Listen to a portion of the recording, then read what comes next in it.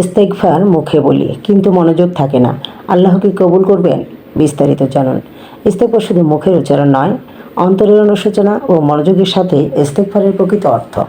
অনেক সময় আমরা মুখে আস্তাগফিরুল্লাহ বলি কিন্তু মন অন্য কিছুতে ব্যস্ত থাকে।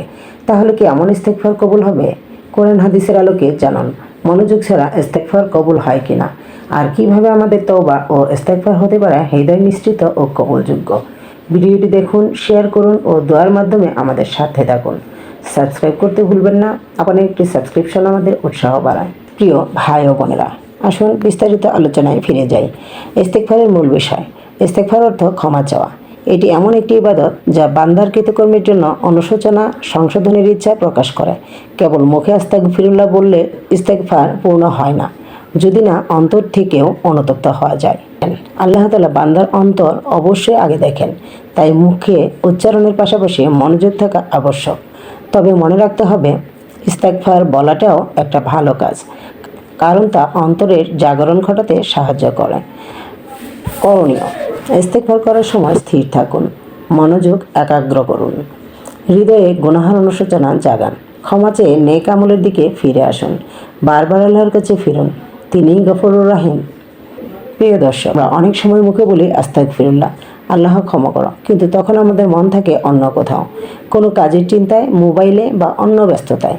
এখন প্রশ্ন হচ্ছে, এমন ইস্তেগফার কি আল্লাহর কাছে কবুল হয়? প্রথম বোঝা দরকার, ইস্তেগফার মানে কি। ইস্তেগফার অর্থ গুনাহের জন্য অনুশোচনা করা, আল্লাহর কাছে ক্ষমা চাওয়া এবং ভবিষ্যতে সেই গুনাহ না করার প্রতিশ্রুতি দেওয়া। শুধু মুখের কথা নয়, অন্তরের একান্ত অনুভবই ইস্তেগফারের মূল। ইমাম গাজ্জালী রাহমাতুল্লাহ আলাইহি বলেন, যে ব্যক্তি মুখে ইস্তেগফার করে কিন্তু অন্তরে অনুশোচনা নেই, সে আল্লাহর সঙ্গে ঠাট্টা করছে। এমন ইস্তেগফার হয়তো আখলাকি নৈতিকভাবে ঠিক নয়, কিন্তু আল্লাহর রহমতের দরজা কখনোই বন্ধ হয় না। যদি কেউ অভ্যাস হিসেবে ইস্তেগফার করতে থাকে, তাহলে সেই ইস্তেগফার ধীরে ধীরে অন্তরের অনুশোচনার দিকে নিয়ে যেতে পারে, কারণ মুখের জিকির অন্তরকে আলোকিত করে। কোরআনে আল্লাহ বলেন, তোমরা তোমাদের প্রভুর কাছে ক্ষমা চাও, নিশ্চয় তিনি অতিশয় ক্ষমাশীল। সূরা নূহ আয়াত 10। এখন প্রশ্ন আসে, তাহলে আমাদের করণীয় কি? তো চলুন আমরা এখন আমাদের করণীয়গুলো কি সে সম্পর্কে জেনে নিই। 1. ইস্তেগফার করার সময় মনোযোগ দিতে চেষ্টা করুন। 2. নিরিবিলি জায়গায় বসে আল্লাহর কাছে খাঁটি মনে ক্ষমা চান। 3.